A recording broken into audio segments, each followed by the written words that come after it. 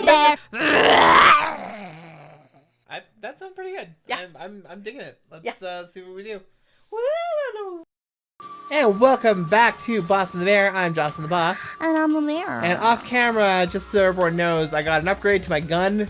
That takes like 10 whole minutes. And I also got this windstone for the third time. Oh my god. In this game, I'm going to put this stupid green stone in this stupid green pedestal. It's just right like, here. it's not even it's not a puzzle. It's not a puzzle. It's just like literally, and if you don't know where it is, and it takes a million years to like go and find it. It's just game padding. Yeah. Because like this game has not been very long. No, like when you know exactly what you're doing, you just breeze right through it. Yeah. And that's sort of where I'm at, because I still have this game memorized from when I was just a little one. And I blew up the bridge by mistake. Shit. Oh, no. Well, whatever. Cool. This level's kind of cute. But yeah, we were also talking about the break, and I said that I would bring this up on the show because like it's kind of on point for us. Shit, I did it again. Goddamn. But like Kesha, because Okay. I was doing a little bit of I was singing one of her songs, blah blah, and I was saying that I don't particularly care for most of Kesha's music. Some of it I love, but some of it I don't. And but also I don't like it when people say that. And the reason why is because like she was recently in that whole Yep, that whole shit show. that whole shit show with her producer who was sexually abusing her and all that Yeah. stuff. And like there was a lot of, social media presence of people being like, yeah, I stand with Kesha. And I'm totally on board with that. But what really bothered me was anytime there would be somebody saying like, I stand with Kesha even though I hate her music. And it's like, dude. You could have just said you stand Like, with Kesha. Why is it so important to you to like preserve your music cred? Like, oh, I don't like, I think her music's garbage, but I still like think, like, cool. Nobody asked if you if you like her music or not. This is literally just, do you support this woman's right to be away from her abuser? Yeah. And that's what the conversation's about. So, like, if your friends think that you like Kesha because you support these things, well, why does that bother you so much? It just kind of, so- strikes me as the, like, I'm not allowed to like Kesha because Kesha's, like, pop mainstream, I guess. And it's not just mainstream. I've had this conversation numerous times, and I will have it as many times as I need to. she's kind of, like, aggressively sexual in a way that a lot of men aren't comfortable with. Well, there's that, but I there's love also it. like the fact that like she's for women, and I don't know if we Yes. talked about this on this show I before. don't think we have, but I'm into this conversation. But, Yes, like- yes. There is a huge social stigma against any kind of media that is primarily targeted towards women, and this like includes broad categories of things. I talk a lot about how pop culture was a virtual wasteland in the early 2000s, and one of the reasons for that is that was when boy bands were super popular, like Backstreet Boys, NSYNC, 98 Degrees, O-Town, B44. I can name a whole Before, bunch oh of my them. god.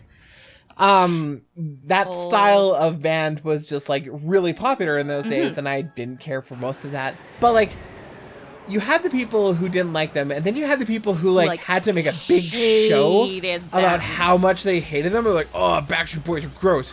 Which Backstreet Boys gay? Oh, NSYNC, more like NSTink. And you see this pattern kind of repeat itself, with Twilight. Yup. Now, I'm not going to say that Twilight is fine literature. I think we've definitely gotten to like the Twilight part of it. Okay, fine. Like, But like, yeah, it's just part of that whole thing is like media for women just gets this stigma around it that like nobody likes it, and everyone has to like make a big show about how much they don't like it. And I had this conversation with some men once, and that went about as well as you could expect. yeah. Because like they're just like, well, no, because like media for men is actually good. And I think like James Bond got brought up at some point. Someone was just like James Bond is not good. It's adamantly like saying pander, things that, stupid like, pander fantasy. it's and like there's nothing wrong with that if you want to like have that fantasy of being James Bond and driving the cool cars and getting all the women. having all the gadgets and stuff like that and saving the world through espionage. I understand the appeal of that fantasy, but don't like piss on my leg and tell me it's raining. Don't tell me that like those movies are legitimately like fine cinema. It's they wish aren't. fulfillment for dudes, and that's Yup. fine. You're allowed to like that. I 100% support you, but it's not good. Yeah, the whole reason Jupiter Ascending got as much shit as it did is because it was a female sci-fi fantasy. Well, okay. I And this is the thing too, is like it wasn't puts me good, in an odd but- position because I didn't like Jupiter Ascending, and I don't like Twilight, and I don't like 50 Shades, Mm-hmm. but like also my reasons for not liking them aren't cloaked in this veil of like what everyone says about them. yeah, Because like I always wonder among people who talk about how much they hate Twilight, how many of them have actually read it. And I'm not saying you should read it because it's good. I'm saying that like if you're going to be really loud about your opinions, they should be your opinions. Yes. They shouldn't just be like sparkly vampire jokes because that's what everyone knows about Twilight is, Yeah. oh, sparkle vampires. like, And there's legitimate criticisms to be had, but Uh-huh. don't let that give it like a... But like a lot of people use that as a front of legitimacy for just hating this thing that's for women.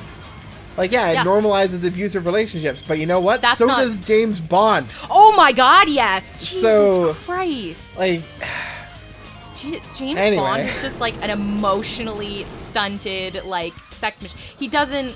He pretends to develop these like strong emotional, and of course I haven't seen as many James Bond movies. as I some haven't people seen one have. since Casino Royale, actually. And I didn't hate Casino Royale. I but haven't just, seen like, the Daniel Craig ones. I thought he did really well in Casino Royale, and I've heard good things about others, but I can't be bothered anymore. Like, Yeah. I don't know. I'm pretty sure at this point we've done enough episodes of the show that had to have come up at least once. I don't do sequels anymore. Like, I just don't. Yeah, I don't know if we've talked about this, but I'm I had to have. I I'm talk a about this all the time. I'm a sucker for like a halfway decent sequel, so like I will always see the sequels unless they look really really bad. But I'm You and most people. That's fine. so proud of you. You're so strong for resisting the sequels and also the remakes. You don't do remakes, do you? Reboots, remakes, sequels, Yeah. prequels, like anything that's kind of banking on the popularity of a franchise Mm-hmm. as opposed to like trying to be good on its own merits.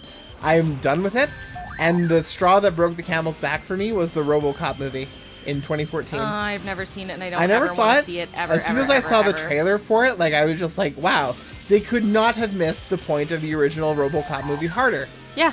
And like I'm not saying, oh, you can't make, you know, a new RoboCop movie, but it's just like what they made. The original RoboCop was a send-up of capitalist exploitation Yeah. of people's work and people's creativity. And so to like milk that franchise for a reboot is like fundamentally against Like the exact missing the point. ideas that, you know, it Yep. was supposed to be about. And I was just like, that's it, I'm done. And I don't give those movies my money anymore unless I have a really, really good reason Right. to. I think that for the most part, a sequel would be better if they took the plot that they're going for the sequel and like removed it from the source material. You know what I mean? Like I would prefer to have, like, give me an original idea that you can kind of tell was like inspired by it, but just like I would rather you put your own original spin on it. I think it makes people more creative. You know what I mean? Like Pacific. I'm not even saying that these movies are bad. I'm just saying that like there's something to be said about like banking on an existing popularity, and this is kind of also, you know, adaptations of things are kind of on my list too. It's just like I'd rather see someone do something new than just see the same retreads of everything. And like it's kind of ironic because I don't hold games to the same standard. I play sequels to games all the Yeah. time. Although eventually I do get sick of them. Like I haven't Yeah. played an Assassin's Creed game since Black Flag, I think. I still haven't finished Mass Effect 2. And wait. just like Yes, I finished. I don't Mass know, Effect 2. my threshold for that is a little bit different, and TV series are also kind of exist in their own world as far as that concerns. I think that if this, like, I might not always think this. I feel like I This is readjust my You're feelings on allowed everything to change. constantly. You're allowed to evolve your feelings on right? things. But people. right now, I kind of feel like if it's something that you could see needing a sequel, I think you should put it into a TV series. Okay, all right, that's interesting. You know what I mean? Like, get the full story across. Well, that's one of the reasons why I like TV series more than movies nowadays. Yeah. Like, I feel that in the era of shows like Breaking Bad and BoJack Horseman and just like that kind of long-form storytelling it's has so surpassed satisfying. movies for me as my medium of entertainment of choice. Yeah. And I think that's why I'm more inclined to be okay with adaptations and sequels. On that subject, we talked about this before recording today. I'm super pumped about the Netflix series for Death Note. Oh my god. Now, Not in a good way.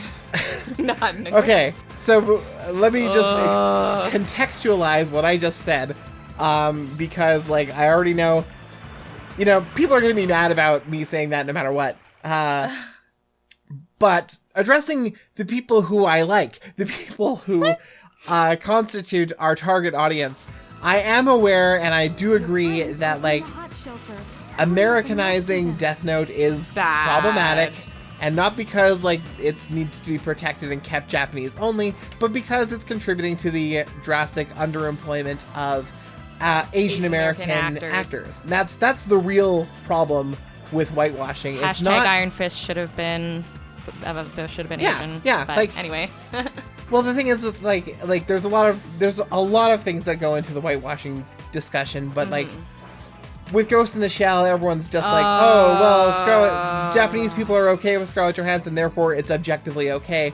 And no, the conversation's a little more complex than that. Yeah. Anyway, so I acknowledge that, but also Willem Dafoe as Ryuk. It's gonna be the most glorious thing ever. Yeah. So on that note like my intense thirst for Willem, I would let Willem Dafoe do anything to There me. we go. Oh boy. Also Cole Sprouse. Anyway. Oh yeah, Riverdale. Riverdale. Let's talk about Riverdale next time. I love Okay. Riverdale. All Holy right. shit. Okay. This is a time-sensitive level. Fuck. So until next time, I'm Jocelyn the Boss. And I'm the bear. Goodbye.